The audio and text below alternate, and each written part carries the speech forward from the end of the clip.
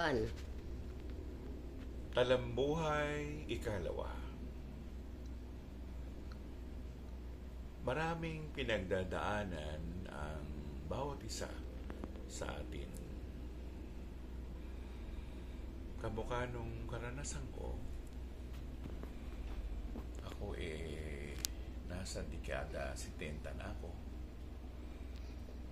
Kumbaga, marami nang naipon na karanasan sa buhay.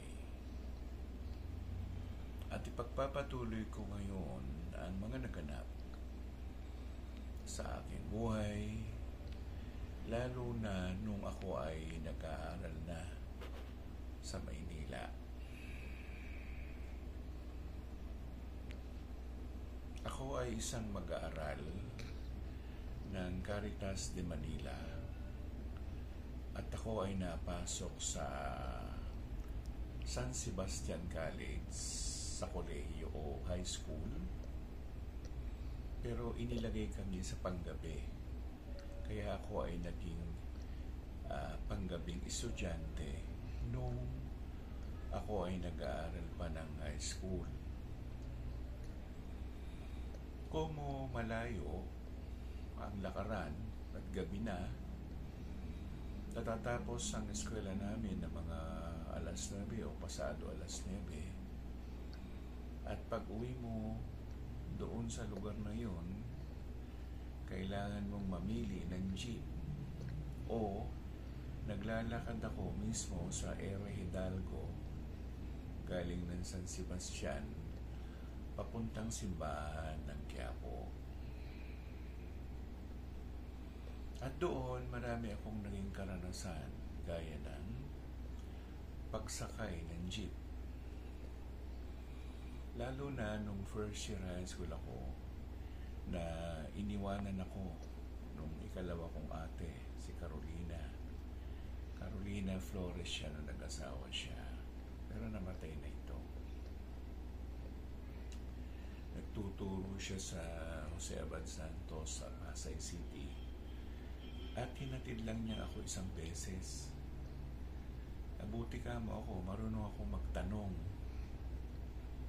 Marami akong pinagtanungan hanggang sa makarating ako sa recto. Corner, Quezon Boulevard. Doon may mga sakayan doon. Maraming nakalagay doon sa nila, yung lata. Gasak recto, Nabotas recto, MCU recto. Merong Blooming Treat lang. Minsan naliligaw ako. Tapos meron din yung nagra-round trip.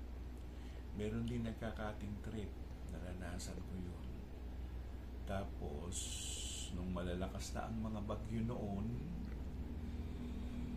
kailangan kong maglakad kasi pagdating mo ng Ere Papa sa boundary ng Caloocan at saka Maynila, lubog na yun.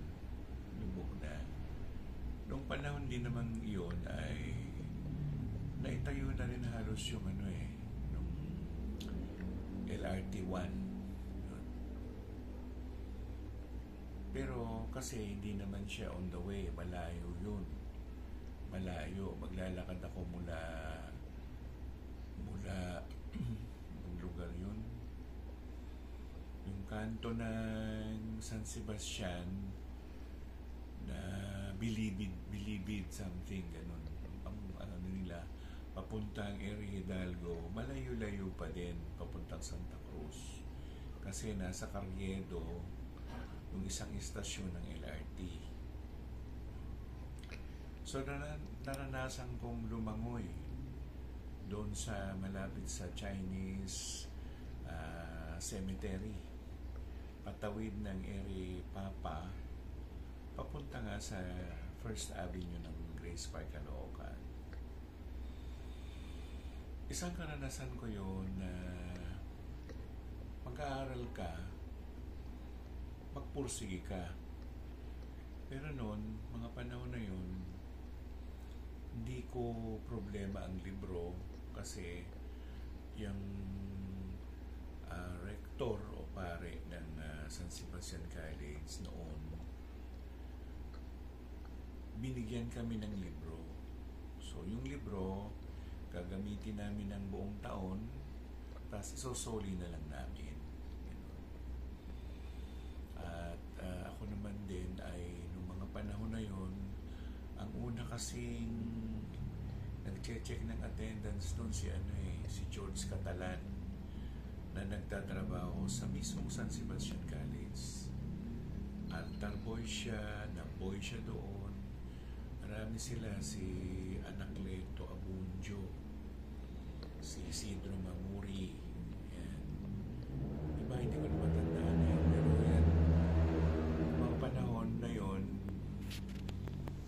sino ba yung basketballista na yon na pinatay?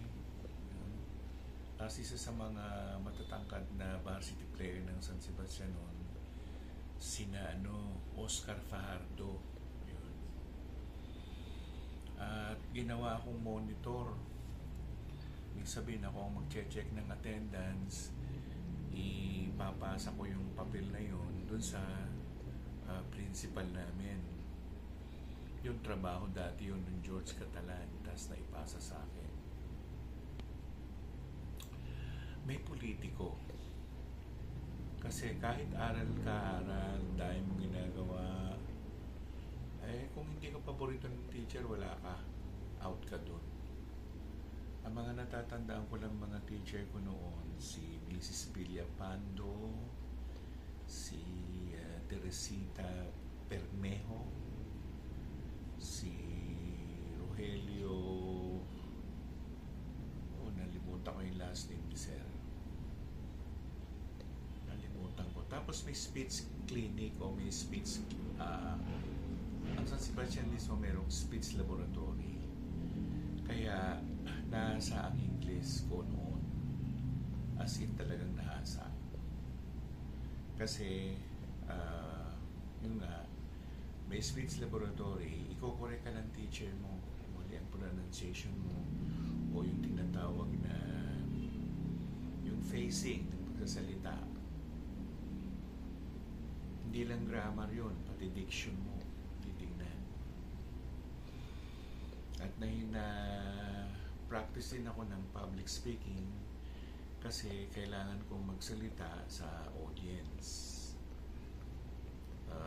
Bahagi ng eskwela, pag-eskwela.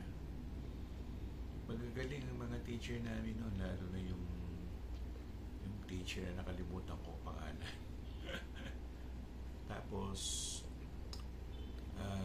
basta, noong panahon na yon, ako naging salutatorian na lang. Kasi ang valedictorian, yung isa, yun na mas pinili nila. Hindi ko lang alam bakit. Kasi siyempre hindi mo pa alam yung politika nun eh. Pero magaling akong estudyante. Palaaral ako at saka hindi ako lakwatsero. Aral ako ng aral hanggang sa inisip ko, sa pag-aaral ko, may panahon ako na magkapera ako o magkaroon ako ng magandang buhay. Yun nga, sinabi ko na rin nung unang parte ng talabuhay ko na sa umaga ako napasok sa pabrika ng sardinas. Yun, ginagamit ko rin yun, yung kita ko doon. Doon ang Caritas de Manila, binigyan din kami ng allowance. Yung Caritas de Manila noon, nasa pagbaba pa ng malapit sa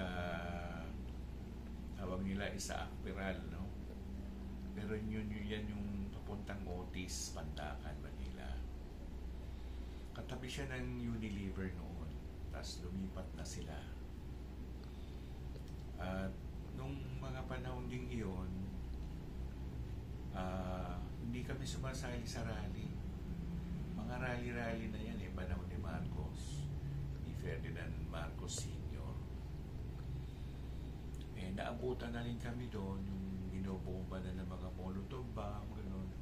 Naranasan ko na matulog sa loob ng library ng eskwelahan dahil hindi kami pinauwi nung pare, nung mga Recoleto sila. At dumating yung graduation. Sa graduation kasi merong rehearsal. Tawag ay dress rehearsal. Hindi ako maka-attend kasi nagtatrabaho nga ako. Yung mismo na assistant principal ayaw akong pag-graduate din. Nagalit siya sa akin, siya si Juan Lapaltao. Nagalit siya sa akin dahil lagi akong late. Kung hindi naman, hindi ako nakakadalo ng dress rehearsal dahil nga galing ako sa pabrika.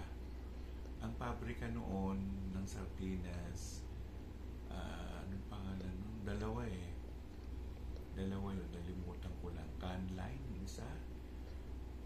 Nagsisilid kami ng mga sardinas ng bangus, saka sardinas. As meron din mga mais, yung ang tawag doon, ilagay sa lata o delata. Yun. Yung nga, napansin ni Juan Lapaltao na yun, na hindi ako dumadalo, sinita ko, hindi na raw ako gagraduate, sabi niya. So ako, sabi ko, ba't ganun?